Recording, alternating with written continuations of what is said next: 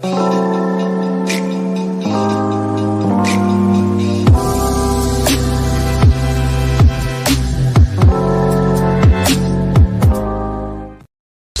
source for the information, analysis,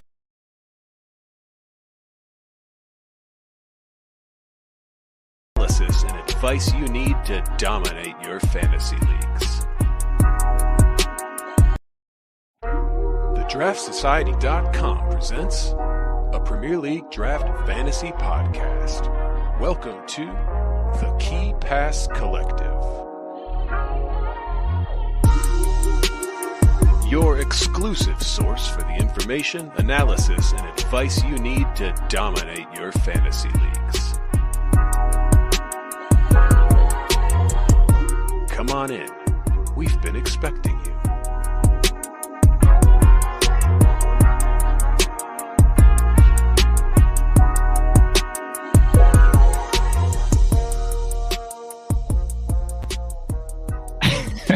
What is happening, draft heads? How is it going? Welcome to the live stream, or if you're listening to this later on, welcome to the podcast. A little bit of this is what happens when you have a live stream, a little bit of technical difficulties. It's fine, not a big deal. You heard the end of the song, and then you heard a little bit more of the end of the song, and then you heard the whole thing. So it's cool. We're good. Welcome to everybody. Comments, obviously, welcome. Please hit us up. We've got your comments going in the corner here, and we'll flash those on the screen when we see them come in. What's up to Ben Chickens? What's up to Tom Husband? Welcome into everybody else to the Key Pass Collective. Of course, the audio companion to the Draft Society website, Key Pass Collective. Happy to be your place to come for all chat, analysis, what have you, involving the draft fantasy game. The Draft Society, as a little reminder, is your place to go for projections, rest of season rankings, talking about Gameweek articles, ads, waiver wire guys, sleepers, fixture difficulty tracker we've got there for insiders. If you're willing to join the inner circle, there's just so much stuff on there. And there is, spoiler alert, about to be one more thing on there that we are just insanely excited about. We're going to get more into that here in just a minute. But first, I want to bring in a voice / now even a face that you know and that you love. One Tottiandor. Totti, how are you, my friend? Oh, you're muted. You're muted, my friend. There he is. This is like a Zoom meeting. That's what happens when you tell us to use our mutes. All right, exactly. Yeah. I've used it. That was the one thing that I did. Yeah. Hi. And now you might be frozen a little bit. Man, what a day. Okay, I think you're back. I'm back. There you are. Good to see you. Good to see you. All right, so Ryan is going to be joining us in just a little bit, as soon as he's done with work obligations, unfortunately. But we do have an extra special guest joining us tonight, and I want to bring him in. He is going to remain a little bit of kind of the man behind the curtain, just because, you had a face reveal for me and Totti already, and look how that went. So let's not disappoint you any further, to be honest. So let's go ahead and bring him in. Draft Lad, how are you, my friend? Doing well. Good to be here with you guys. Super exciting day. We have Zachary Zlotnick saying the people eagerly await Draft Lad's video debut. I'm hoping he's not disappointed with this. We'll save that for another time. Right. Exactly. A lot of people on joining us. We've got a few people watching and a bunch of people commenting, which is awesome. Pubs with Hab, evening. Good to see you guys. You guys are fantastic. Zachary is not excited. He says we riot at the news of you not being on camera, but that's okay. He can deal with it. We still love you, Zach. Isn't that just a draft head? That is essentially what a draft head is. Precisely. I say it all the time, and that's literally the embodiment of it right there. And Josh Foss, of course, FPL boss, the GOAT. Welcome back, man. Are you home? Get at us in the chat if you're home or not. Just went on an epic holiday to a bunch of football matches. Check out his Twitter to see his amazing trip. Anyway, all right. So we are here for a reason today. Let's get back to it. So basically, Game Week 35, we are going to first talk about the Fantasy Toolkit and unveil that. It's going to be incredible. We're excited about it. It's absolutely amazing. And spoiler alert, we've been using it for many, many weeks now and have benefited from it. But all good things must come to an end. So now we are about to release it into the wild and give everyone else a fair shake. So we're going to talk about that. Then we'll go into some true false and then some Game Week 35 streamers, as well as just some comments, questions, and banter from you all who might be watching this. So let's jump right into it. Draft Lad, it's going to be a little bit of an explainer piece to a certain extent as far as it goes for the Fantasy Toolkit. But it is worth noting that I've also made a YouTube video where people can go and kind of gives them a tutorial in terms of how to use it. But we are gonna kind of click through it here today as well and give people an idea. So first of all, let's just talk through like what is the Fantasy Toolkit, and actually pause for a quick moment to say hey to our friend Ryan. Hey guys. Hey buddy, how are you? Oh, you're fine. All good. All good. Just looking for the latest Pepe screensaver. And that must have taken a while. I can imagine. No, there was it did, but only because there's so many to sift through. Makes sense. All right, what is the Fantasy Toolkit? So, of course, Draft Lad brainchild. This is just a user experience unrivaled so far in the draft game, and we're extremely excited to debut it here today. It's going to basically become your new go-to helper when it comes to roster construction, game week decisions, waiver wire ads, pickups, all those kinds of things. And it is available for anyone who wants to try it free for the rest of the season. Come next season, we're thinking it is going to be involved in one of our paid plans. You know, we are an independent fantasy football website. So, but for the rest of the season, please try it. We would love some feedback. We would love some constructive critiques on it. And we want to get people's thoughts, and we're curious to hear what you've got. So, Draft Lad, walk us through what it is. Yeah, absolutely. And if I cut out at any point, feel free to take over for me. I think my internet's a little bit spotty, but yeah, sure. Super exciting stuff. So I've been working on this project for probably over a year, honestly. I'll give you just a little bit of background before I dive into what it can do. This started off as like a series of spreadsheets and then an Excel tool that I use like purely for myself. And then I realized, hey, this is kind of useful. And I let some other people use it. And it kind of evolved from there. A lot of people had great ideas. I added on, right? And then over time, I realized, this would be really great as a website and something that everyone can use, right? And so at the highest level, really what it is a tool that combines like all the best pieces of the Draft Society, all of our waiver recommendations and projections and rest of season rankings and FDR and various stats that you look at on a weekly basis. And it takes that, it combines that with your league specific data, right? So if you think about it from a high level, like I'm reading a waiver wire article and it says, hey, here's five players we suggest, right? Maybe only 3 of them are relevant to you because there are 3 available in your league, right? And so what the tool is trying to do is actually automate that work for you of only looking at the players that are available in your league and giving suggestions to you that way. You'll see a lot more what I mean in a second. So anyways, that's a little bit of spiel, but as for what some of the pieces of the tool are, as you can see on the screen, we have our waiver suggestions. That's from like an add and a drop perspective. We have like an optimal lineup suggester. We have matchup projections on a week-to-week basis. And finally, we have a trade value calculator. And I'll get a bit more into what all of those mean in a second. But just know that this is a league-specific tool that is going to ingest the data from your league and give you suggestions accordingly. So a bunch of engineering went into this, and you'll see that in a second. Yeah. Do you want to walk us through it? Are we ready? Yeah, absolutely. All right, let's do this. You can see my screen. Okay. We have you live now. I'm going to go full screen. Yes, perfect. All right. So we're on the Draft Society homepage, right? And we are going to click on the newest tab we have, which is Fantasy Toolkit. And here is our landing page for the Fantasy Toolkit, a little bit of information on it. And you can actually go ahead and just click on this image where it'll bring you to the app.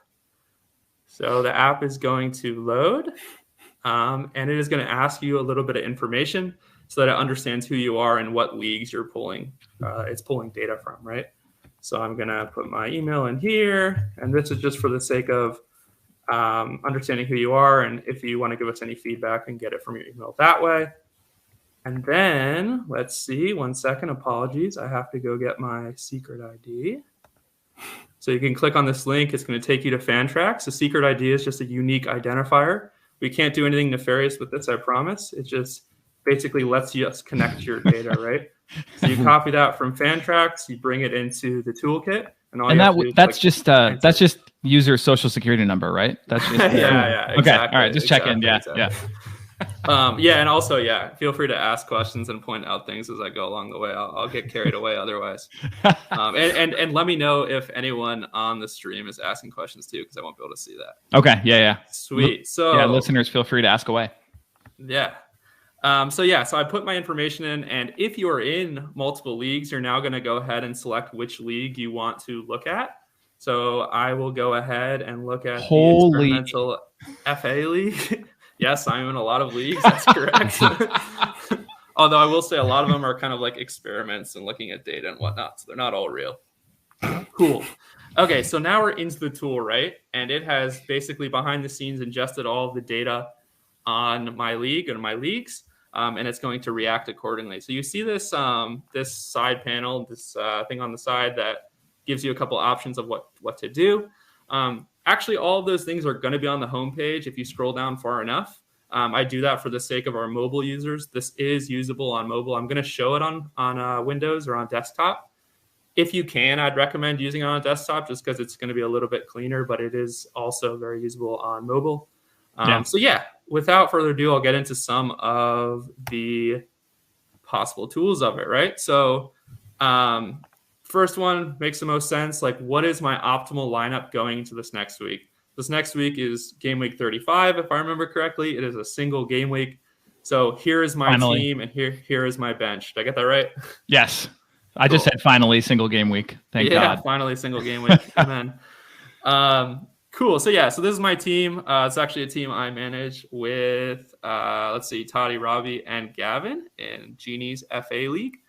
So this is my lineup, right? My team and my bench, and it has gone ahead and already optimized my lineup, right? So it is, of course, taking into consideration the projections that are live on the Draft Society website, and also the fact of who is actually going to be projected to start this coming week, right? So Julian Alvarez has a very high projection. However, he is not projected to start based on whether De Bruyne is healthy or not, of course. As of now, I don't think he's going to start, but if he does, this will change. And then he'll, of course, be inserted into the lineup for Solanke, who has a lower projection, right? So it's automatically choosing your best 11 based on projections and whether they're going to start. Pretty straightforward, but sometimes that's easier or harder said than done.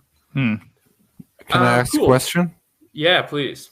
So obviously for our hardcore viewers, listeners, they know our projections and they probably use them on our site. But projected starts, where is that info coming from? Yeah, good question. So I'll talk about projected starts, and I'll also give a little bit of a spiel on the stats as well. So on the projected starts, this is actually something I take a couple hours to do manually every single week. And it's looking at previous lineups, injuries, substitution patterns, just manager tactics, etc. And so each and every player who's projected starting, I've individually picked out to start, right? So you'll probably already notice that there's some guys here like Alvarez or Gordon who started last week that are not projected to start in 35 for a variety of reasons. But this is, it's an estimate, and we're picking the 11s of what we best expect for next week. Anything else to call out there, Totti? I like the new purple color. Nice. Yeah. I did that for usability purposes. Cool. So my other quick spiel on projected points for those who don't use them a lot. This is, data science under the hood, an algorithm that tries to predict the future based on the past. It considers a lot of different things. It considers matchup. It considers like previous performances of the players normalized for matchup, what position they're playing in, etc. Like, it is actually predicting per stat and then adding up to projected fantasy points. We'll have some stuff in the offseason about how accurate that is, but I can say firsthand and from other user feedback, it's pretty damn good. It has helped me do well in Perfect XI. So yeah, I can get more into that for anyone who's curious too. It's yeah. That sounds like a deep dive pod on its own. Yeah, it definitely could be.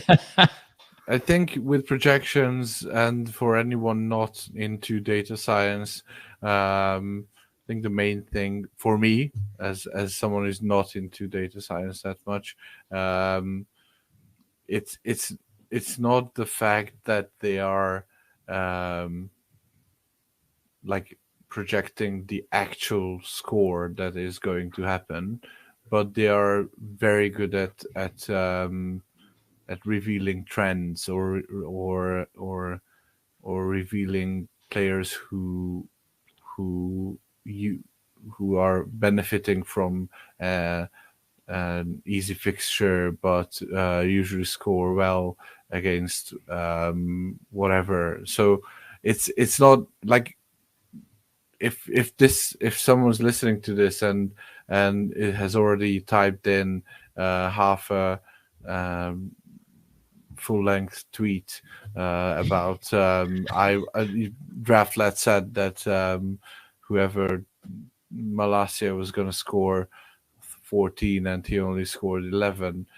That's not what projections are really. They're a good approximation of what the score will be, but it's more the trend. It's more the which player you should be more confident starting, which player has more upside, some things like that. For me, at least. Yeah, no, I think that's well said. Another way to say it, if you've taken like statistics or probability classes, we're really talking about expected value, right? And two other call outs I'll make there is one, like the sports books really are the best at predicting the percent chance that someone scores a goal or assists or takes a clean sheet, right? And so the model takes that straight from sports books and uses it because it's going to be the best prediction out there. If you can do better than that, you should be making lots of money on the sports book. So it's pretty good.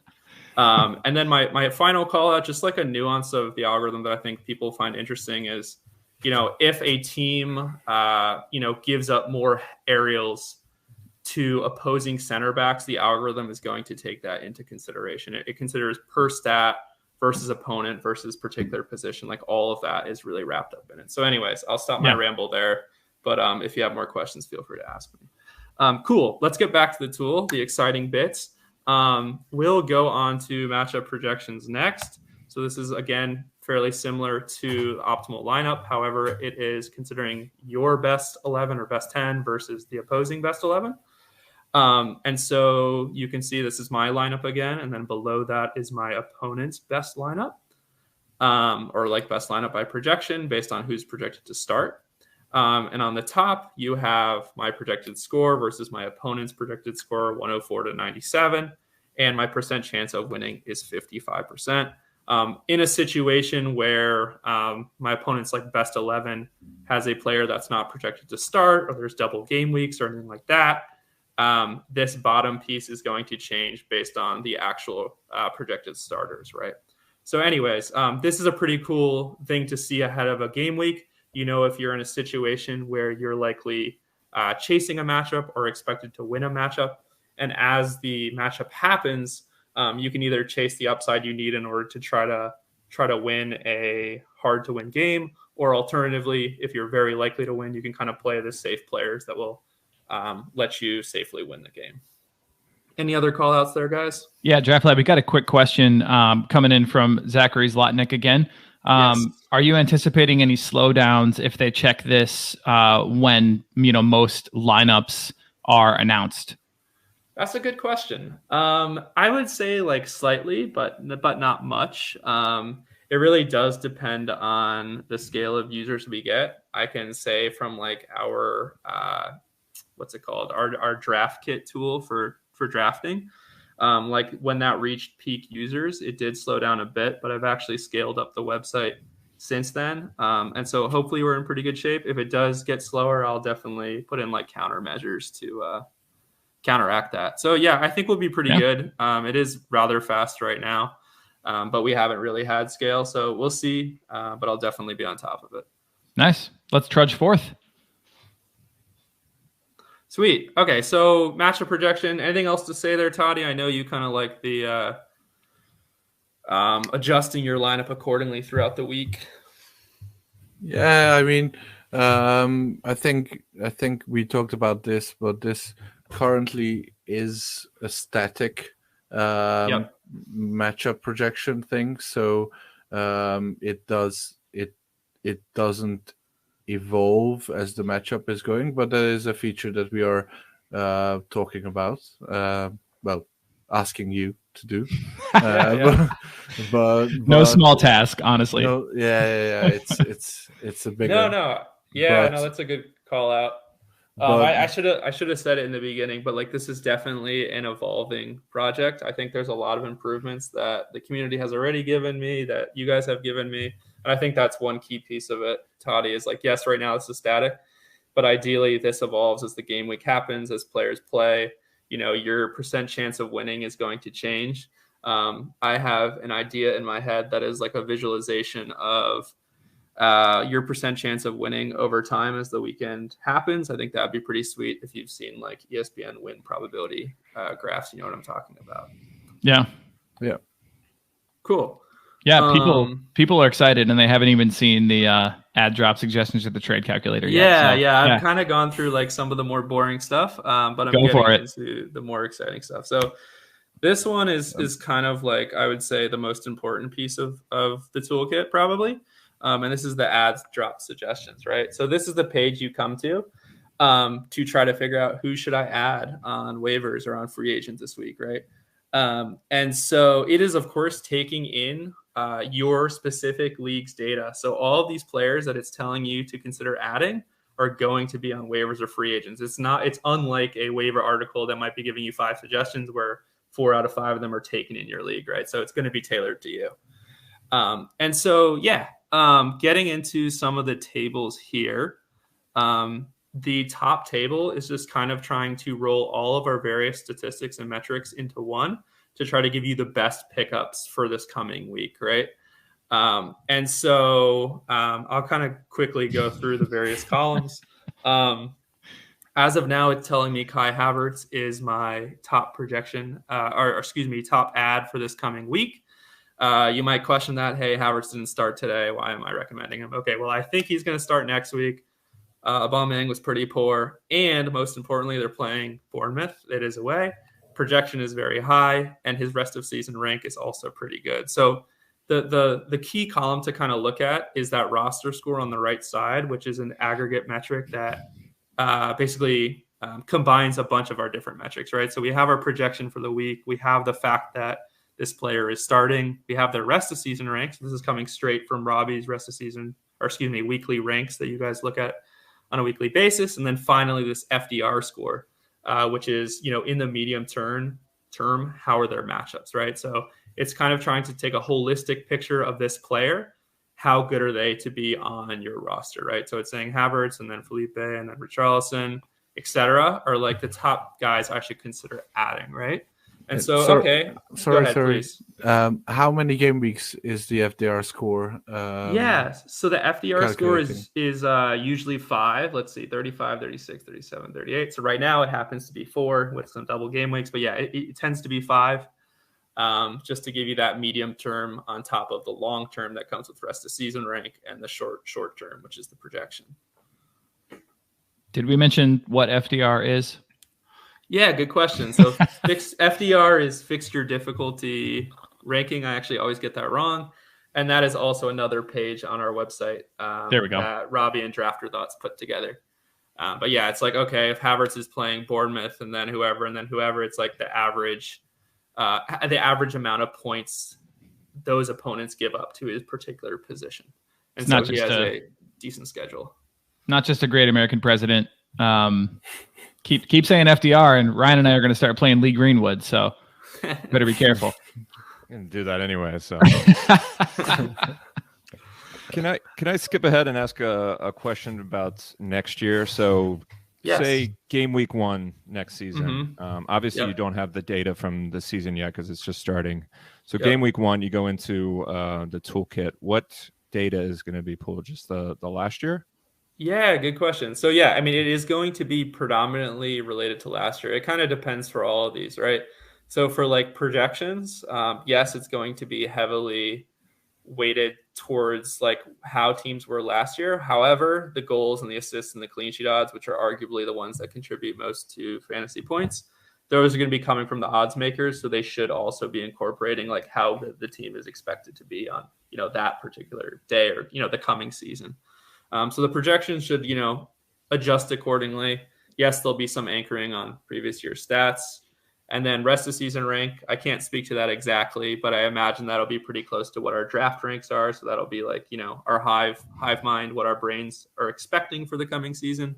And then the FDR score will likely be, entirely based off of previous season of how teams, how opponents gave up points to teams. And that'll, of course, quickly evolve as the weeks happen. Robbie can probably speak more to that. Real quick check-in with our viewers. So I asked Josh, FPL boss, because he was in the test group. So I asked him, you've used this. How do you like it? And he said, let's just say I'm a little nervous about it being released to the public. Complete game changer. And Zachary Zlotnick again says, this may be the first tool you've released which genuinely hinders my chance of winning rest of season, as Josh is alluding to. Yeah, I mean, it definitely is trying to make managers' lives easier. So I apologize to you guys, but I think for the comment, we're not sorry. Yeah, I think that this is an actual like topic worth talking about, because like this is if you remember, guys, we always talk about like how to approach waivers, check out the drops from the previous game week and stuff like that. You don't need to do that anymore. You don't need to do that. You don't need to check out the go to the website, go to the fixture difficulty tracker, or before we had that, you don't need to sort of check out the fixtures and work out yourself on in your head on what's happening. So this is actually helping, and we are always of the sort of mindset that the more competitive the league is for any given manager, the more fun any given manager will have, the more heartbreak as well. But but yeah, this is something that we have, like I read today on Twitter as an FPL guy was moaning about someone copying their every move in FPL. And Yeah, I was like, too. we have been giving away all our draft ranks, all our waiver tips, or everything for years now, and as much as it's made our own lives, and for everyone else who does their own research, their lives a bit more difficult, but it actually makes the leagues, or makes the matchups more fun, I think. So I welcome all my league mates using the tool and trying to get the best of me. I just need to step up. Draftlet needs to make another tool. Right, exactly. That we can keep to ourselves then. And I'll call out now in the ever-changing AI world that I am definitely not trying to AI the whole game away, the whole fun of draft PL away. Like, I think there is, still going to be a million chances for people to make gut calls. This is just, giving you suggestions and kind of aggregating data to make your life easier, and you not have to click through like 8 different tabs and be like, okay, is this guy actually free in my league, right? So yeah, it's just I think the best example of that is the fact that Genie is winning most of his leagues, and Genie doesn't use any data. Please add that us Draft Genie if this is not the case, but I don't think he has ever checked projected scores.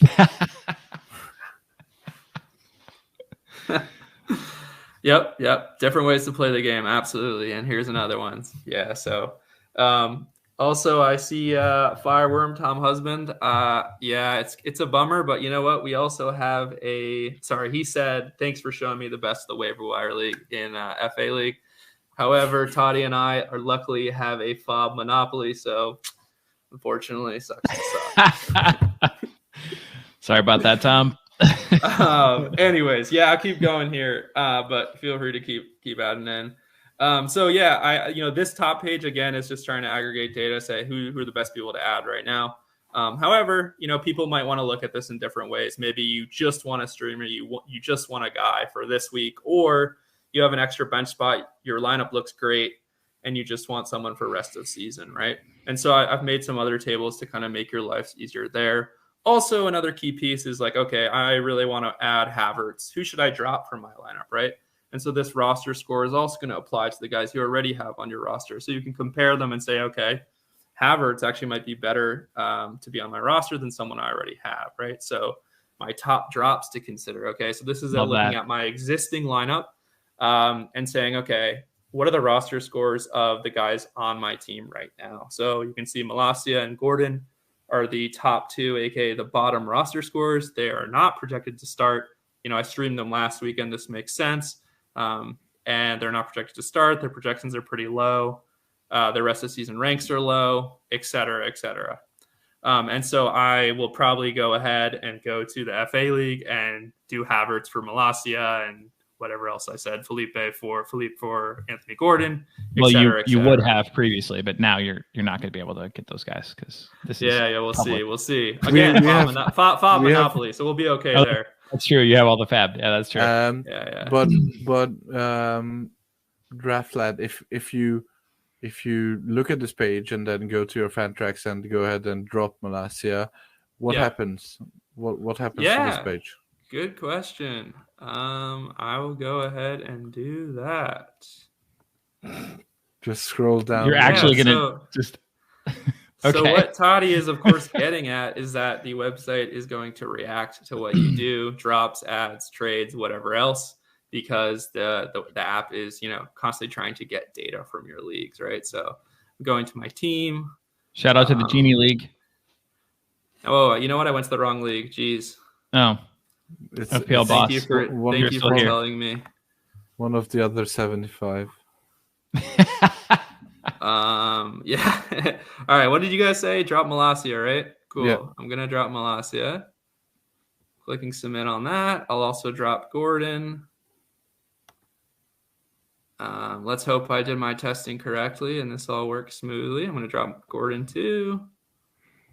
Cool. Okay. Now let's see if the app adjusts accordingly. All right, cool. So I've dropped them there. I'm going to refresh the page. I might have to just go to the right tab, but that's all. So it's running. It's populating the data. All right, it's showing me my optimal lineup. I'm going to go back to add drop suggestions.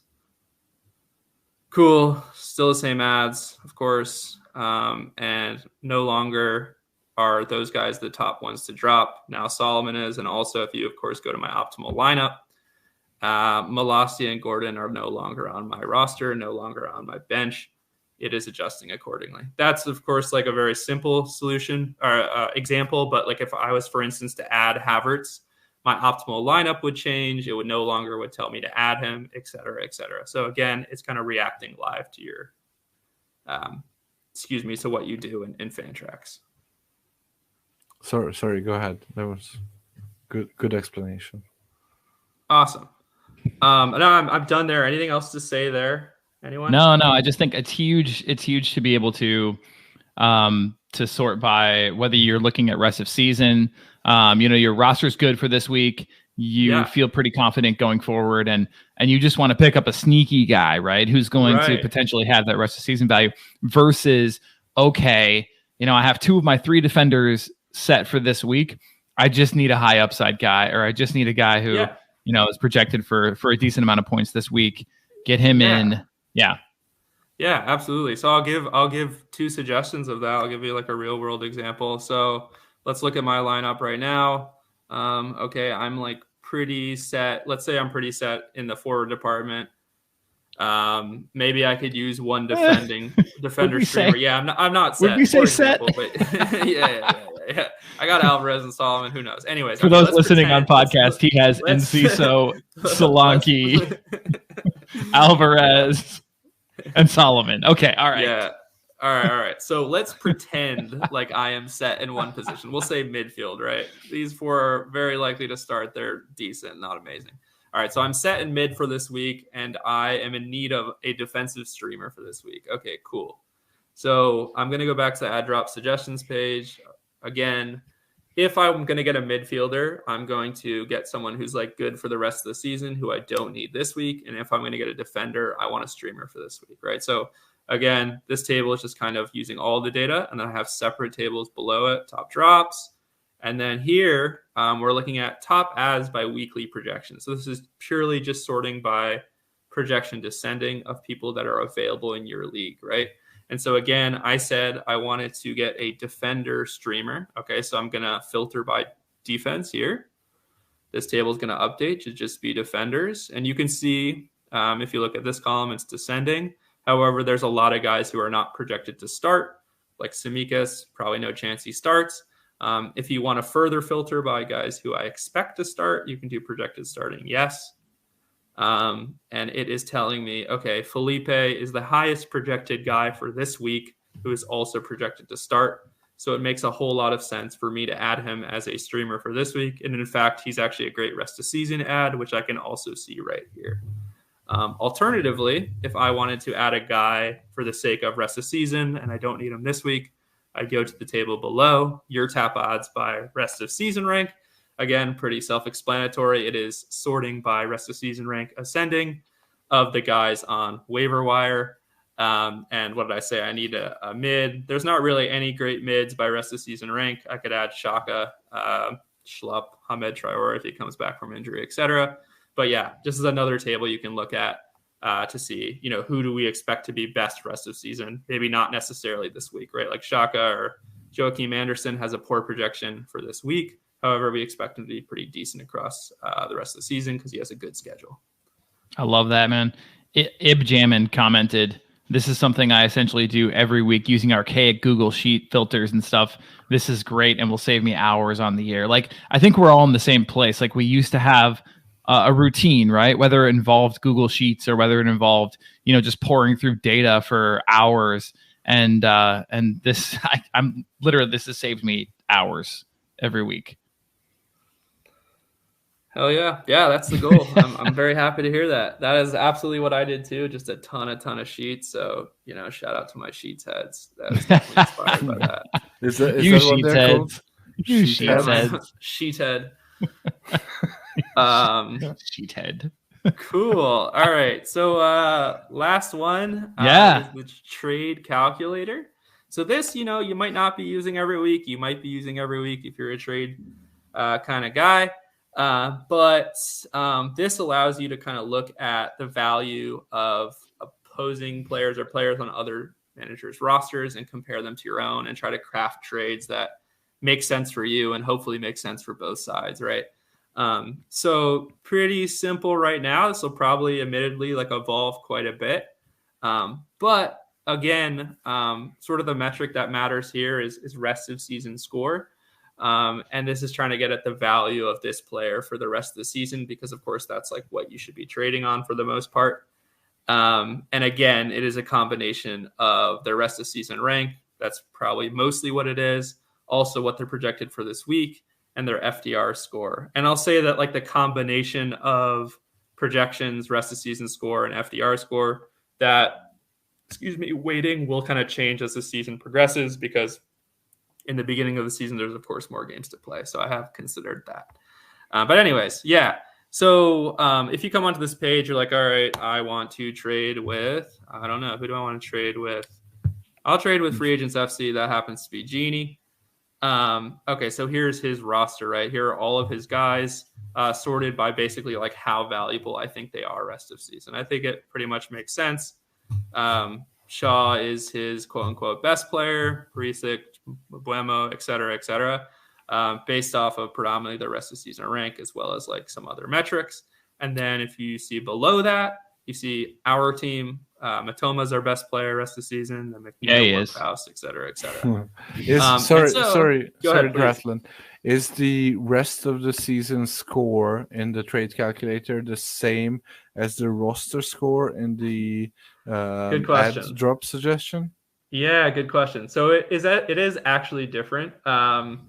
There's some nuance there, but the idea being in the add drop suggestions, when you're thinking about waivers, you're generally thinking a bit more short term.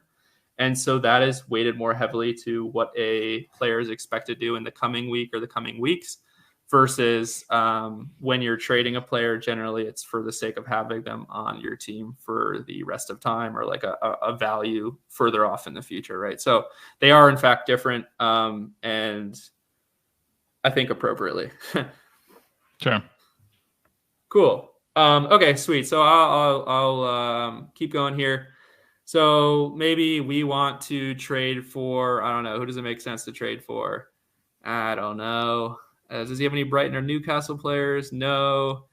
Do I trust Chelsea? Not really. Maybe I'll try to trade for a Chelsea guy because they have Bournemouth, and I also know they have a double game week in 37. So I am playing for the future right now, right? So I'm going to try. Conte. All right, we'll trade for Conte, right? Cool. So I'm going to select from the drop down the player. This is, of course, auto selecting the players on his team. I'm clicking on Conte. And so who do I want to trade for him? So if I looked up here, Conte's rest of season score was like 21. If I look at the rest of season scores of my guys, Jacob Ramsey is around the same score. If I want to just do a 1-for-1 trade, that might make sense. If I, want Conte over Ramsey, I know Ramsey had a bad week this past week. Maybe it makes sense, but maybe Genie's no chance he's going to do that trade. Anyways, excuse me, wrong player. All right, so I put in Ramsey here. And then the important piece is the score at the bottom, right? So it's saying I am trading away this much value and getting back this much value in return, right? So it's pretty much an even trade. It's a mediocre trade. Consider the implications on your roster. I kind of have considered those things. I want Conte for those 2 specific weeks. I might not play Ramsey a lot. Okay, maybe it makes sense for me. Maybe it makes sense for my opponent. Some thoughts there, right? That's a pretty simple example. I think the trade calculator gets more valuable when you have like higher level players and 2-for-1s and 3-for-1s and stuff like that. Yeah. I'll do one other example there. Go ahead, Joe. I was just going to say on the tutorial video too, if people want to check that out, I do a whole thing where I try to get in Kieran Trippier and use the trade calculator to try to do so, and end up realizing that his roster score is just insanely high. And I kind of have to come to terms with that fact and and eventually realize that maybe I should look elsewhere. So it's a good also gut check, if you will, just in terms of making sure the value of your players as well as the guys you're going after, and it kind of talks you out of really lowballing people. Yeah, well said. Agreed. So just one other quick example. Let's say I want to trade for Genie's best player, who happens to be Luke Shaw. What do I need to give him in order to make that happen, right? So, maybe I want to try to give up Pedro Porro because I know Spurs don't have any double game weeks. I'm really chasing double game weeks here in my hypothetical. Let's try Pedro Porro. So this is just a 1-for-1 right now. You were trading away 36 worth of value for 47, right? It is a good trade for me. I'm winning it by a lot, but that also probably means it's not realistic, right? Genie probably won't take Poro for Shaw because Shaw has a double game week and actually also better fixtures, if I'm not mistaken. Yep. FDR is 7.5 versus Poro's 6.4, right? And so I probably have to add something into the trade. Let's try Enciso. Maybe that's too much. Maybe it's not. We'll see. All right, so I'm adding Enciso to the trade. So I'm trading away 48 worth of value for 47. This looks like it's actually a pretty even trade. I think on paper that might make sense. Shaw for Poro and Enciso. You're trading away 2, Enciso, getting 1. Yeah. Yep, 2 for 1. You can, of course, make all sorts of arguments on Enciso rest of season value, but this is kind of averages. It might be a fair trade. I might want it. I might not.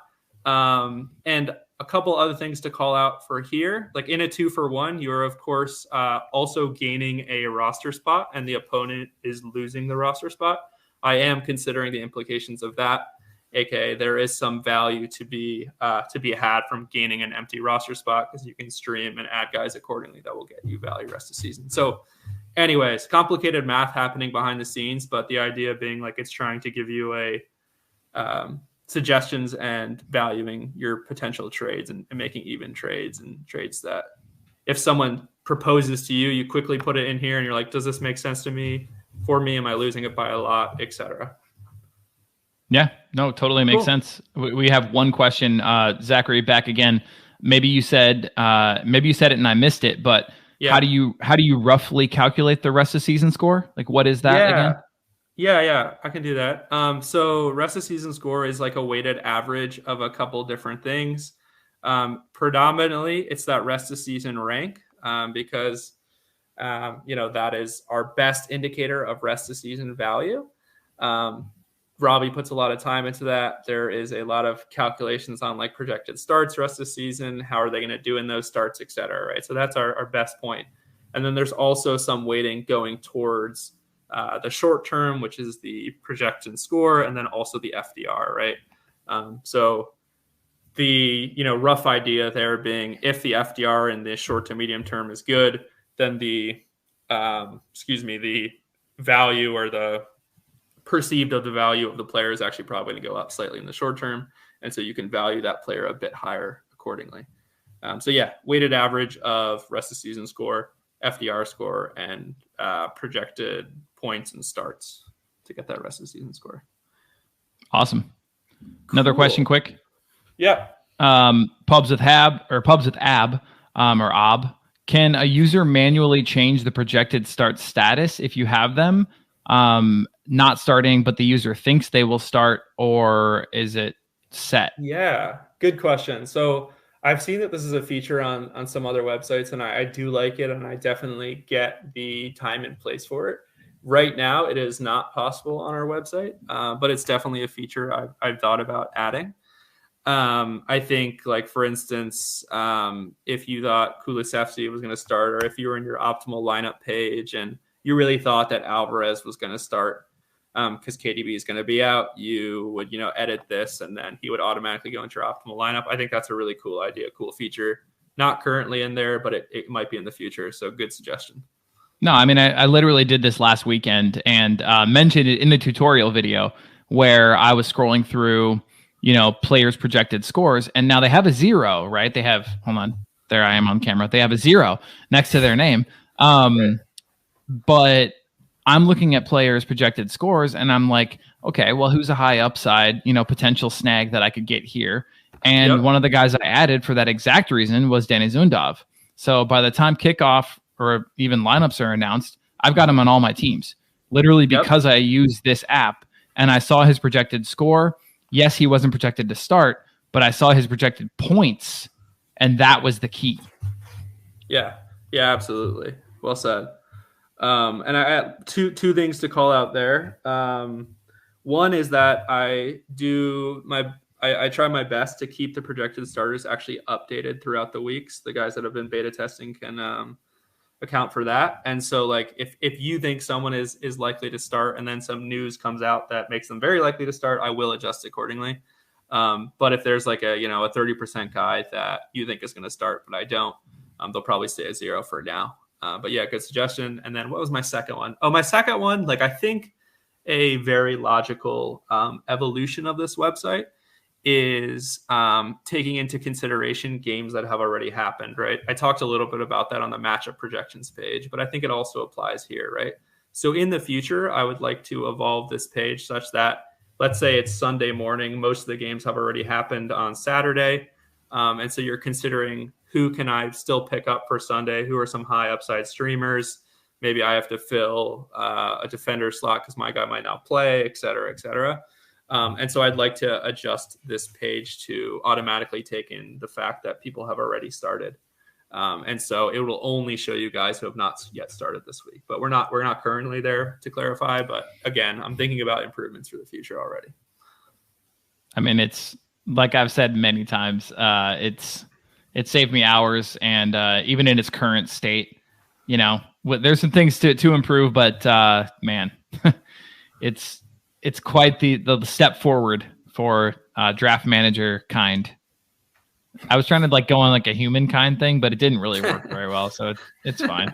Ignore that I said that. I mean, it's good for humankind as well. It is good for humankind, yeah. It's just not for you getting along with your league mates, because your advantage is gone, unfortunately. Nice. Find another one.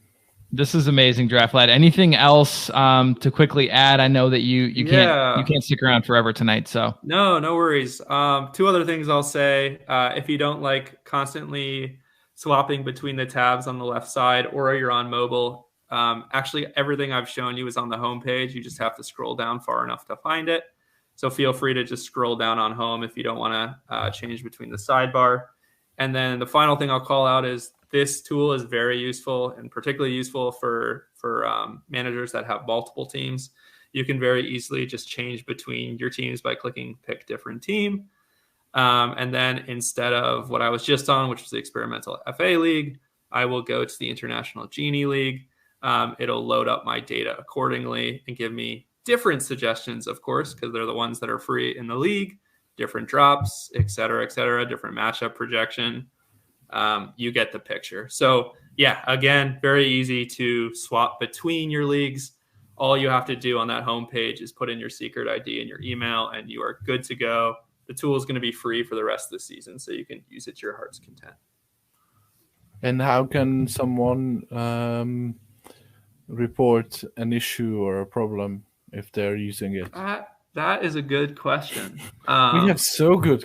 Our questions are very good. This yeah, season. I don't have. I might turn that one over to you. I can give you some suggestions. You can absolutely DM me on Twitter at DraftLoud. I'm totally cool with that. If you're on Discord, you can also message me there. Otherwise, at Tottiandor, 24 hours a day. Just anything that you need, he's here for you. That's true. I mean, I can't help you with the toolkit, but I can sing you a lullaby. But yeah, feel free to DM me or us at the Draft Society Twitter or on Discord, anything like that. We're very happy to take feedback. I have a running list of improvements that I want to make, which will definitely grow in the coming weeks. Yeah, Tom speaking to that a little bit, asking about, if you click on a player, can it show you their useful draft metrics, stats? It's all these things would be awesome. We're not there yet. But these things are amazing and would be really, really cool. Right. We'll take these on board. Yeah, definitely. And I think I want to be, cognizant of not being over prescribing solutions, but actually also let you guys play around with it. And so, yeah, that's definitely a way that would work of showing historical data and letting you come to your own conclusions instead of blindly relying on ours. Yeah, currently, I think this is a very good balance between showing data but also having a magic number that roster score or rest of the season score that all those who don't want to do the numbers deep dive can, the sheetheads, if you will, that they can just look at the aggregated roster score and then make informed and probably right decisions based on that, and they don't have to go deep into the analysis part. And it's worth mentioning, DraftLad, correct me if I'm wrong, that everything is updated to next game week, so people can start planning ahead now. Yeah, absolutely. Go to our website, go to that Fantasy Toolkit tab, and feel free to click in and play around with it. As of now, you'll see all the data from next week, so you can prep your waivers, etc. And also, or whenever it happens. And also worth mentioning that it's worth coming back once a day or something like that, because as the pressers and Ben Dinnery and whatever is happening, the projected starts are being adjusted, so that will have an impact on all of the tabs and all of the segments of the page that we have just looked through. So yeah, definitely worth checking back. Maybe you live in Europe and have a busy day, or you live on the West Coast and all the morning and early afternoon press conferences have already happened when you wake. Worth checking in and having a look if the projected starters have been updated. Yeah, I like it. All right, Draft Lad, we appreciate your time. We know that it's valuable. Yeah, thanks a ton for having me. I'm super pumped to have the community try it out and see how they like it. You're welcome back anytime. We will do our best to preserve your man of mystery anonymity and someday and keep up your amazing work behind the scenes. I mean that truly and honestly, the stuff you do is incredible. So thank you so much. Thanks a ton. Great speaking with you guys. Talk to you later. Talk to you soon. All right, boys. I am so excited about that. A true sheethead. Just a sheethead. A sheethead of all sheetheads, really. Yeah, I'm so excited about that. Wow. All right. You guys ready to talk some fantasy? All right, cool. So true, false. We're going to do a little bit of true, false. Do I have the drop? Hold on. Tell me the truth. You owe me that Yes, much. I do.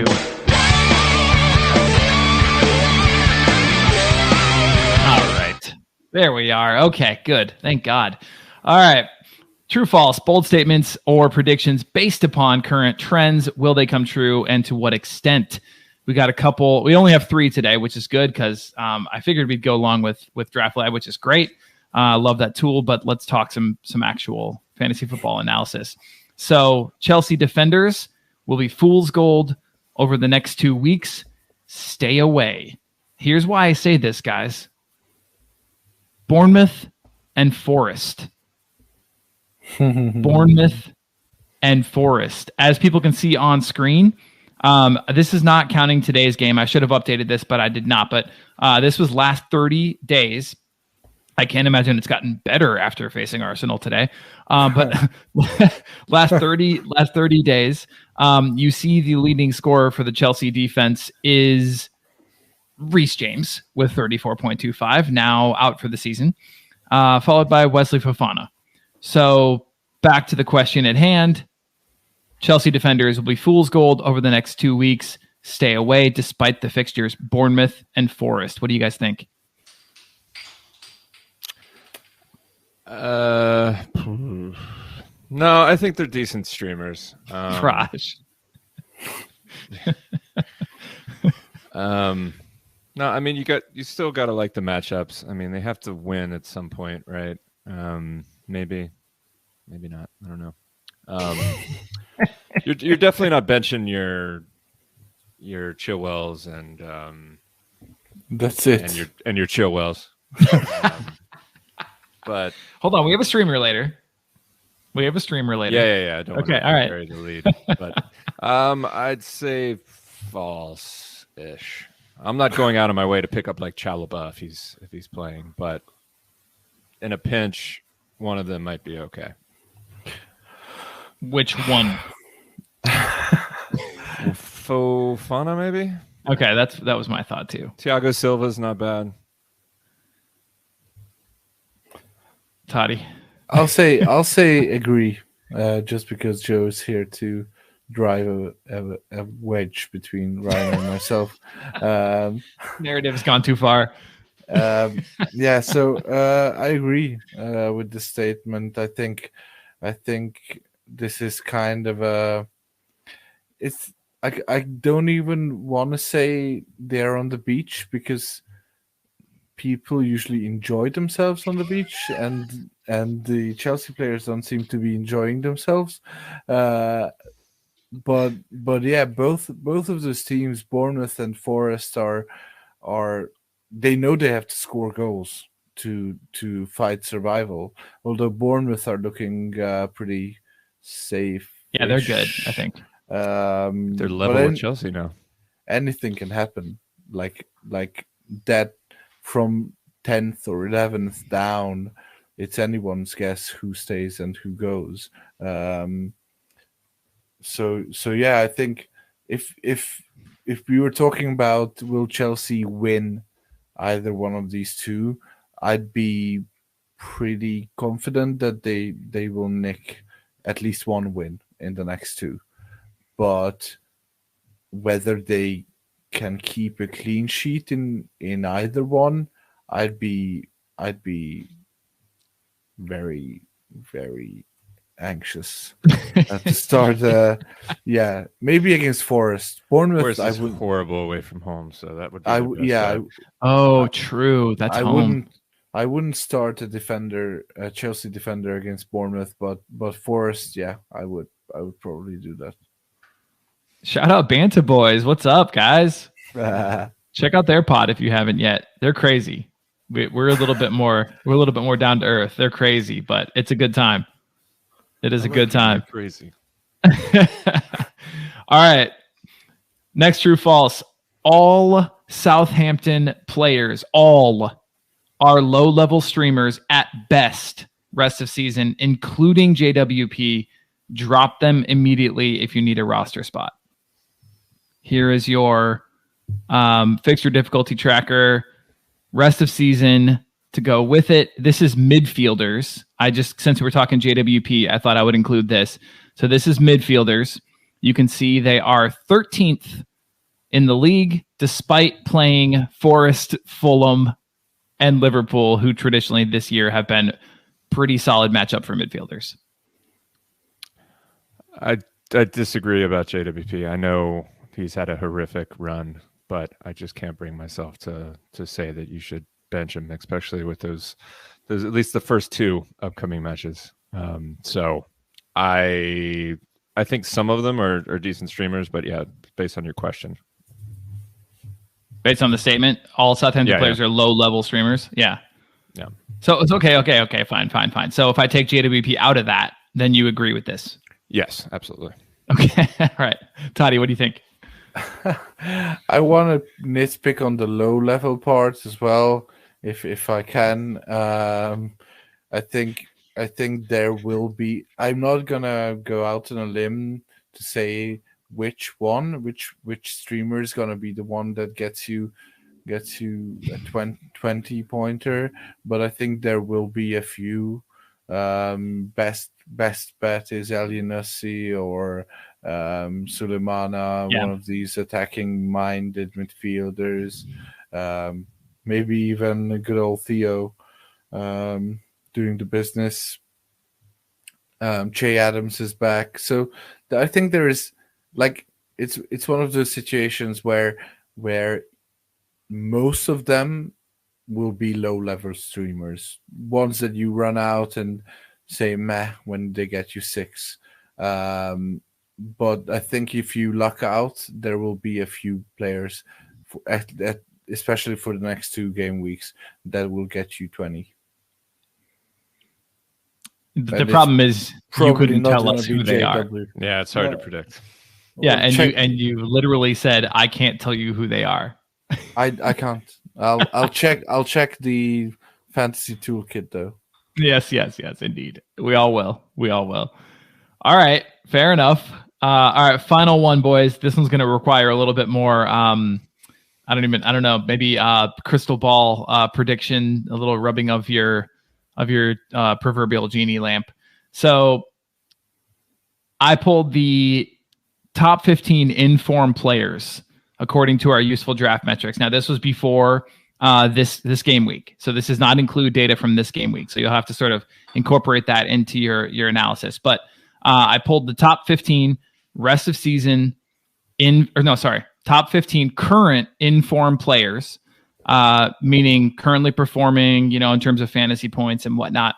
And my question for you is, at least my statement, my true false statement, at least 7 of these top 15 will remain within the top 15 rest of season.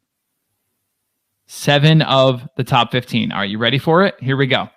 So our top 15 includes Erling Haaland, Kevin De Bruyne, Solly March, Eberici Eze, Jack Grealish, Joe Linton, Gabriel Martinelli, Harry Kane, Bukayo Saka, Marcus Rashford, Ollie Watkins, Ruben Neves, Bruno Fernandes, Lucas Paquetá, and Michael Olise are your top 15 in-form players just before the kickoff for this current game week that is ongoing. So my question, will at least 7 of those stay in the top 15? And I guess my question is, who are they? I say true. Can you put it back up there? Got you. Yeah. I think it's true. Who I don't think will remain, Joe Linton, Neves. Got to be, yeah. I don't think Rashford will. Oh, Paquetá, I don't see it. You keep doubting Rashford. Every time rankings come out, this is just par for the course here, Ryan. It doesn't. Never mind. It doesn't ghost. He does. I played him this week. Well, sometimes he does. Yeah. Yeah, I think that's everybody else probably does. Okay, Totti, what do you think? Paquetá? Ryan? I'm a big Paquetá fan. I think I mentioned him in our post international break league winners, low rostered league winners discussion as a midfielder to target, and he's been doing really well as well. So I think I would maybe even go as far as saying 10 of the top 15 will be there in the top 15 at the end of the season. Wow. So are you with Ryan that Joe Linton will fall out at some point? Neves will fall out. Who else for you? Watkins, maybe. Okay. And I think either Eze or Olise, or even both. I think the splurge in South London is over. Although, yeah, they scored 4 this weekend, but I think that they've calmed down a bit. So those 40 pointers are not going to be happening every week right now. They still have a really good schedule upcoming, so they will do okay. But I think one of them could slip out. Maybe Olise he's at the bottom now. So yeah, but I think 7 is a very conservative guess. I think it will be closer to 10. Okay. Yeah, 7 felt like a good over under to me. Was that too generous? I gave you too few. Yeah. You just want us to agree. See? I'm not always divisive. I'm divisive about being divisive. That's fair enough. All right. Ryan, before we move on to waivers / streamers, sorry for the week, I wanted to ask you something quickly about the Arsenal match today. Just that we saw a little bit of rotation, and one of my buddies, basically my best friend in the entire world, Gavin, shout out, buddy, asking, why certain players like ESR aren't playing more. I guess my question, considering the rotation to a slight level that we saw today, like, can we expect more of that, do you think? No, I don't think so. I think Martinelli will probably slot back in for Trossard next week. I think the Kivor coming in for Holding was long past due because Holding has just struggled and Kivor's shown flashes of being a decent defender, and he can play on the ground a lot better than Holding, which isn't saying much. Obviously, you could just see it the first 5 minutes. He's more of a calming presence and can actually play out the back and yada yada yada. So I think he'll stay in that slot. What I'm worried about coming out of that is Gabriel Magalhaes came off with a knock. Arteta's already saying that he's a possible doubt for Newcastle. If that's the case, then I guess it would be Holding and Kivor but in the back, and we'd be toast. So start your Newcastle assets, but yeah, I think that'll be the only rotation. Maybe Partey comes in for Jorginho, but neither of them are fantasy relevant. Yeah, so the only one really coming into this weekend against Newcastle, which obviously, as we know, is a tough matchup, is the Martinelli Trossard dynamic, and yeah, I think Martinelli comes back in. Fair enough. Do you think Trossard? I didn't see the game, so I'm not gonna be able to ask a good question. But do you think? Do you think? Do it anyway. Do you think Trossard has a chance to alleviate Jesus? No, because he's been playing non-stop since he's back from injury, hasn't he? Yeah, which I think tells you everything you need to know. I think. I understand it's not form. He scored.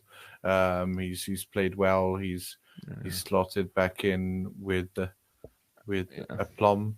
I just think if he was going to be rotated, it probably would have been today. So yeah, I don't see it. I mean, possible, but yeah, I think the fact that he's stuck with him so much that he'll have it, and it's 5 days rest. They're not playing, multiple games a week. So if he's rotated either this weekend or the upcoming games, do you think Trossard is the number one guy who comes in as a false nine, or is it Eddie coming in? I think it would be Trossard. Yeah, I don't think he'll go to Eddie unless he absolutely had to. Yeah, I think Trossard at this point is the number 2 center forward. Good. I like it. All right, let's do some streamers, boys, and then we'll get these folks out of here. Okay, game week 35. As Draft Lad mentioned, single game week. Finally, some of us need a little bit of a reprieve. The last one before the end of the season. God, gross. All right, Totti, hit us up with your streamers.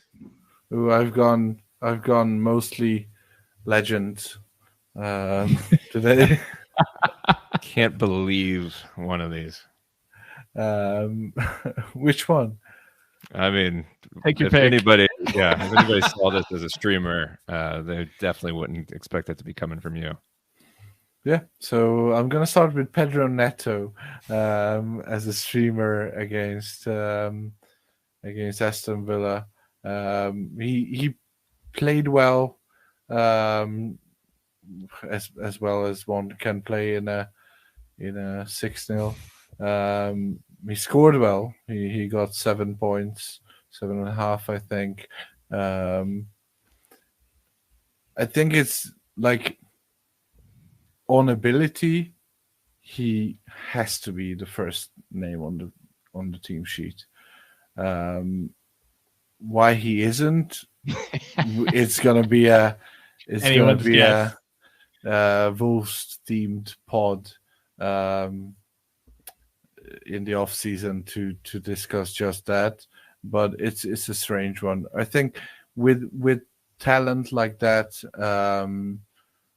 and no threat of an injury related or a too soon back from injury related subbing at halftime. You just have to play them if they start. The other one I wanted to shout out is Stuart Armstrong, another fantasy legend and a personal favorite of mine. He is, in my opinion, could be one of those guys who gets that big score. He scored a goal this weekend. If he stays in the 11, I think he can do some damage against Nottingham Forest. Tom Kearney is my penultimate one. Andres Pereira is out for the season. So is Tim Ream as well. So Fulham are running a skeleton crew, and good old Kearney is back. He's probably taking set pieces if Willian is not back. And Leicester are, we saw that against Everton.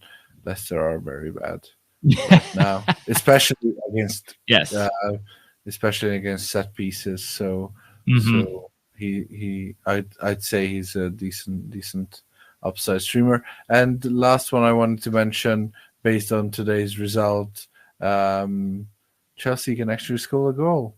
So we have our well, I'm suggesting Madueke for a streamer, so hopefully not, but we may have seen Chelsea's goal of the month today, as they have scored the one goal. I think is it the second or third goal under Lampard that they scored? I think it's the second. Just I only remember Gallagher's against Brighton.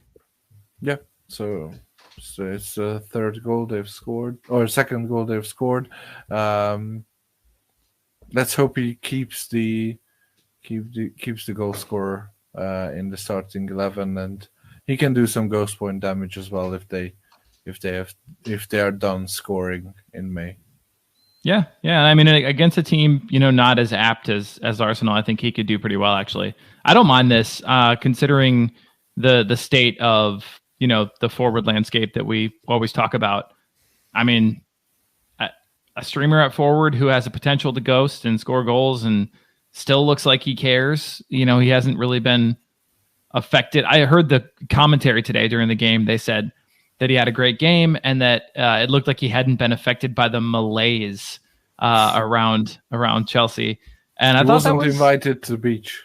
I thought that was well said. So I think actually I enjoy that. I like that shout. Mudryk came on, dropped a casual 8 points in I think 20 minutes. So the new boys didn't get the invite to the beach of sadness.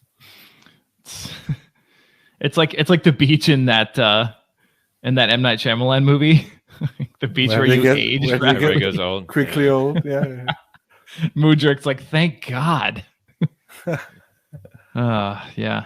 I was actually thinking today as I was watching him that his hairstyle wouldn't do well on somebody who's like balding.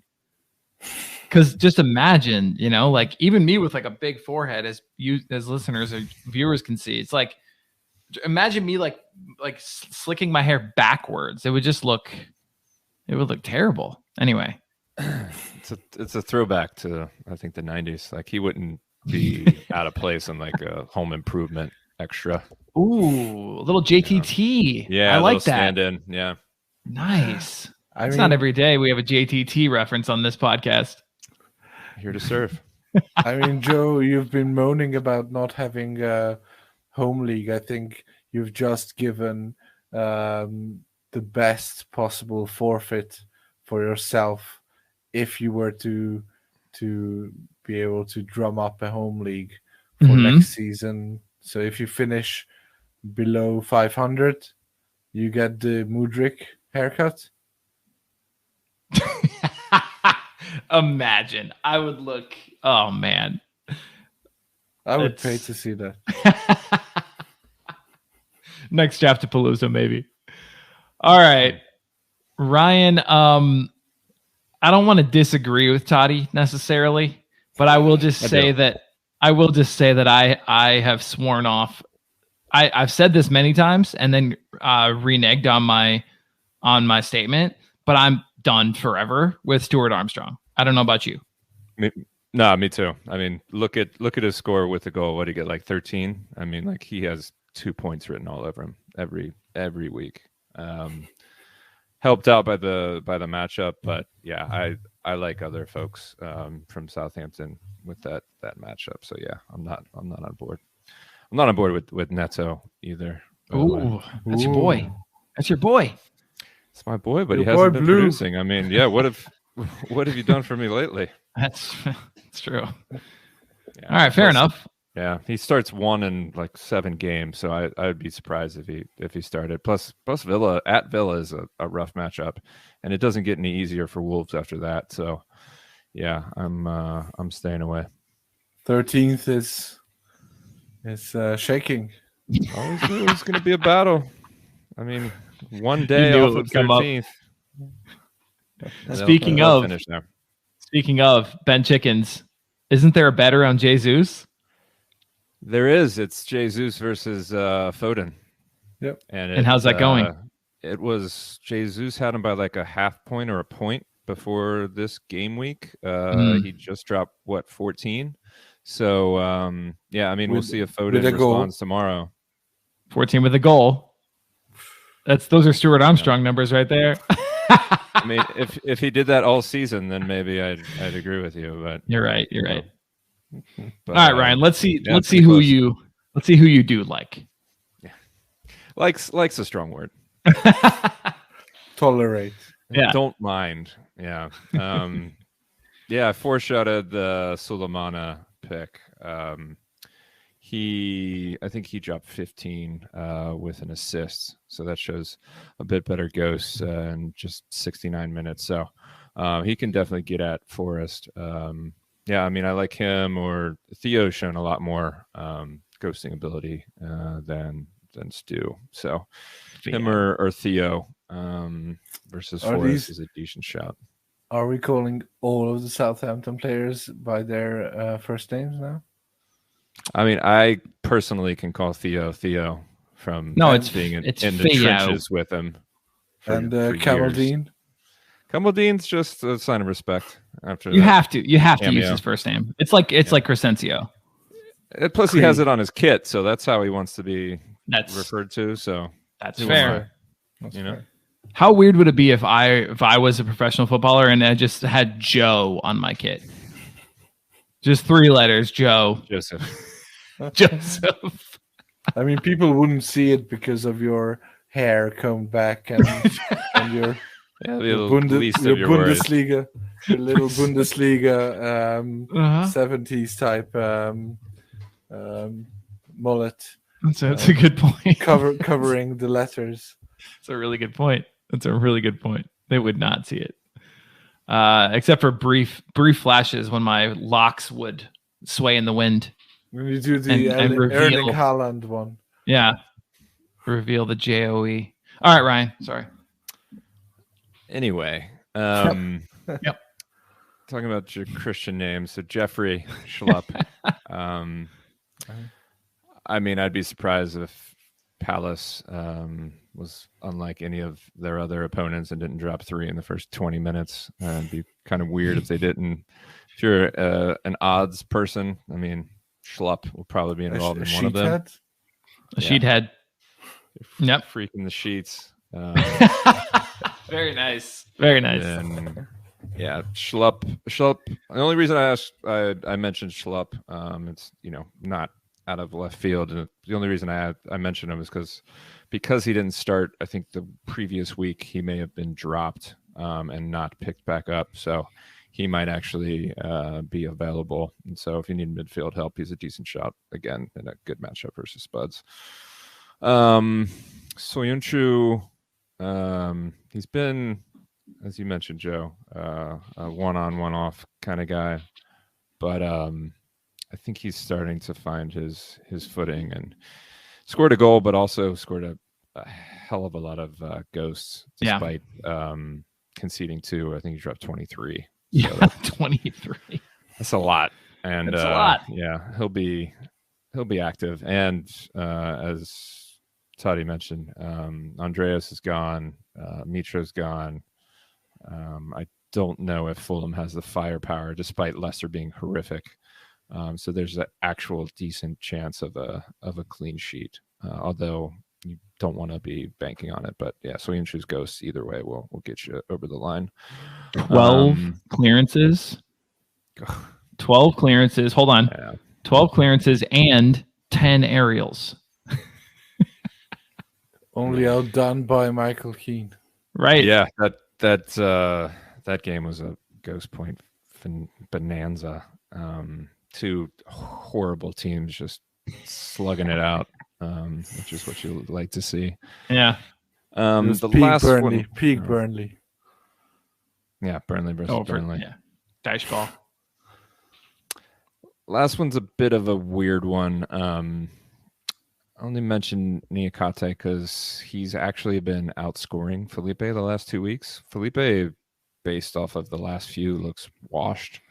I hate to say that because he was my boy for a while, but I think he had 0.25 and then 2.5 this last week, and Niakate had 6.5 in comparison. So decent matchup versus Southampton, and we know that from last year that or previously that Niakate can, not last year but earlier in the season, that Niakate can score. So if he's starting to siphon the ghost from Felipe, then it looks like that's happening in the last couple matches. So that might be a good sign of things to come. But yeah, he's more of a let's get weird kind of punt.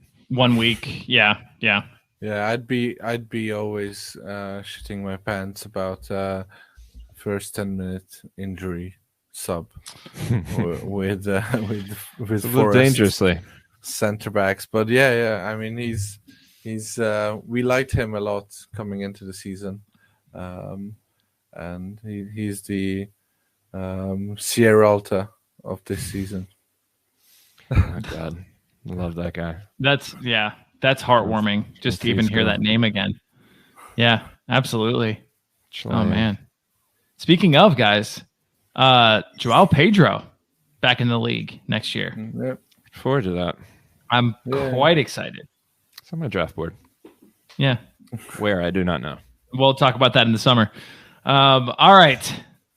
Listeners / viewers, I'm going to take you back a couple of slides and just remind you that you should head over to our website or check the link in the description, whether it's the podcast or the YouTube video. It doesn't matter. Link in the description. Please try out the Fantasy Toolkit. It is free for the rest of the season. It will save you hours of preparation time. DraftLad has done an incredible thing, a work of pure magic, and it's amazing. So check it out. Like I said, free for the rest of the season. Do it. Get the better of your league mates. Win those playoffs, whatever you need to do. And if you're so kind, let us know how it went. Constructive criticism, welcome. Anything you'd like to see added to it, welcome. Within the best of our abilities. We are not programmers here, but hey, we'll see what we can do. But aside from that, best of luck in the upcoming game week. I know you've got a few days to sit and ponder and think about it, but the Fantasy Toolkit is already updated, so go and spend some time there. For these lads, for Draft Lad, I'm Joe. This has been a good one. KPC. We, listeners, viewers, everyone now with our increased spectrum and viewership and listenership, we love all of you. Thanks so much for tuning in. Thanks for the support. DraftSociety.com for all of our resources. Cheers. Talk to everyone soon.